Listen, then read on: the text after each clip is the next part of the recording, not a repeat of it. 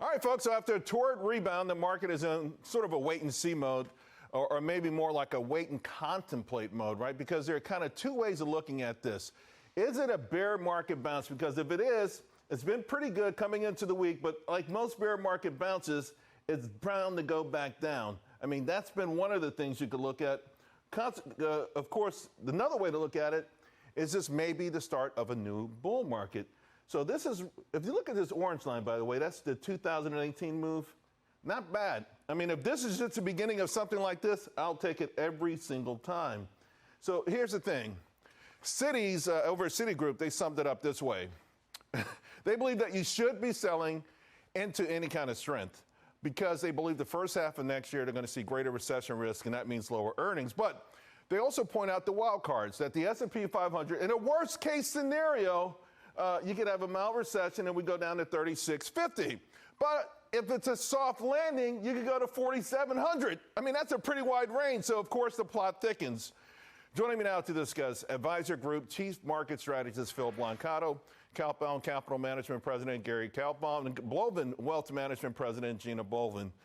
Phil, let me just start with you because something tells me you're going to tell me we can have both, that we may have both cases, right? Yeah. Well, look, I've been pretty bullish on this market. I was a believer that as the Fed get out of the way, the consumer could hold us up, and it has. But here's the key point. Let's not forget September and October are the two most volatile months of the year. So to assume we're straight up from here, I think is a bad assumption. We're going to trade sideways and even probably back down a little bit. Not a lot, but we need to get into that first and second week of October. If I'm right that inflation is going to roll over pretty aggressively here, we're going to move significantly higher come mid-October. But between here and there, with Fed speak, more of that nonsense around what the Fed's going to do and all the time we waste on it, the market's going to trade sideways, if not down a bit. Not a lot, but it's going to be in that volatile period. So you're definitely not saying 3650, but it sounds like you're agreeing at some point 4,700. Gina, worst case scenario, mild recession, best case soft landing. What camp are you in? I'm in the 50-50 camp, Charles, and it's great to see you again. You know, the job market, consumer spending is really strong. The Fed still has some work to do, but we expect growth in the fourth quarter. Even if we do have a recession, we think it'll be mild. And what this means for investors is that it might be a 5 to 10% correction, but we won't retest those June lows. You know, Gary, it is rare that you think of a scenario we've just come out of where less than 20% of the S&P 500 were above their 50-day moving average to over 90% in just 50 days. Historically, that says we won't go back and test the bottom. What do you think about the overall upside bias this market has shifted to? Look, it's been very strong. It's been going on for weeks. I really have no complaints except I'm seeing a little bit too much froth and speculation and probably needs to pull back a little bit. Fundamentally, I'm worried. The action in the market's still okay. We started buying in many, many weeks ago, added to it, and we just keep fingers crossed it continues. There's so many things to think about. The only thing I watch is price and patterns and the best reaction to earnings and the best earnings. And let's again, I hate to put in this, let's just hope it continues. Yes, September is usually a tough month, but who knows? Maybe it can be a good month. All I can say right now, I think we may have hit a little bit of a wall this second, but I have seen nothing untoward just yet. You know, Gina, I want to go back to one of the things I love is the fact that professionals have been so bearish in general, right? Huge short positions by the hedge funds, massive cash piles. I want to show everyone the cash piles. This is from your fund managers around the world. So at some point, they've got to put away their egos and put this money to work, right?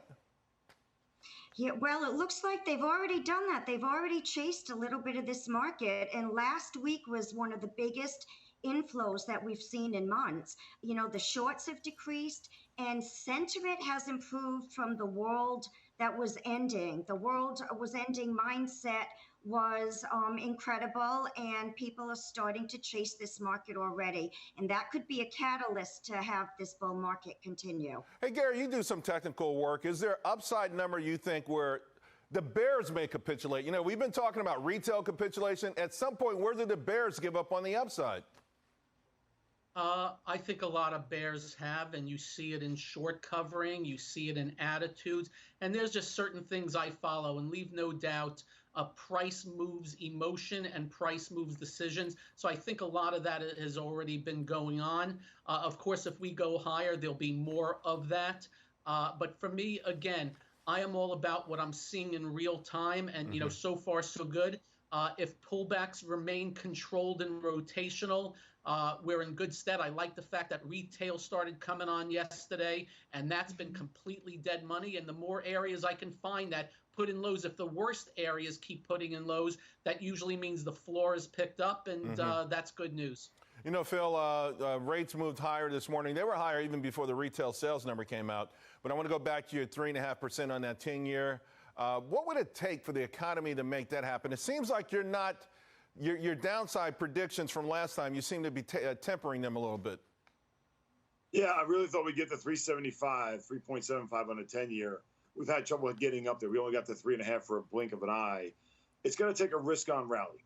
What we need is folks to sell out of bonds and pile into equities, which I think happens at the end of this year. So I still think we go above 3. I still think we end up at 3.25, maybe not 3.50, certainly not 3.75. Not rolling the full tent on it. But here's the most important part. If I'm right that we don't recess and we actually start to recover quite strong into the fourth quarter, that's the environment where an expanding economy means higher interest rates on your bonds. So for that reason, I still tell your listeners, please keep your duration short. Don't try and go long on fixed income yet. We're not there yet. All the right. Fed's going to hike rates again 2 or 3 more times, and you're going to see it in the bond market. Gina, speaking of the Fed, retail sales out this morning now.